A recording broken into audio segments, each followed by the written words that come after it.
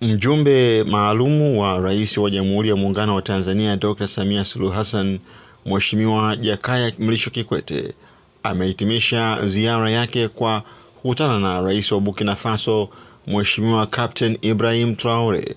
Mkutano huo ulifanyika jijini Ouagadougou Aprili 17, 2025 na kuhudhuriwa na maafisa waandamizi kutoka serikali zote mbili. Katika mkutano huo, Mheshimiwa Kikwete alielezea shukrani zake kwa kupata fursa ya kukutana na Captain Traore na kumkabidhi ujumbe wa Rais Samia. Rais wangu amenituma nije kuwasilisha ujumbe maalum kwako na nimefurahi umenipa fursa hiyo na leo umepokea rasmi, alisema Dr. Kikwete.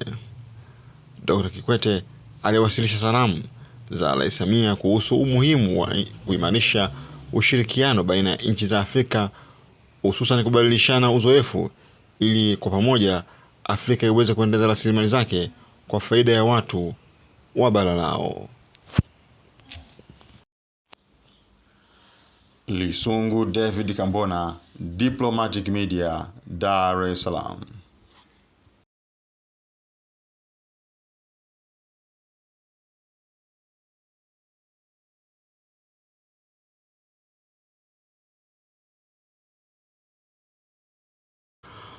Mjumbe maalumu wa Rais wa Jamhuri ya Muungano wa Tanzania Dr. Samia Suluhu Hassan, Mheshimiwa Jakaya Mrisho Kikwete amehitimisha ziara yake kwa kukutana na Rais wa Burkina Faso Mheshimiwa Captain Ibrahim Traore.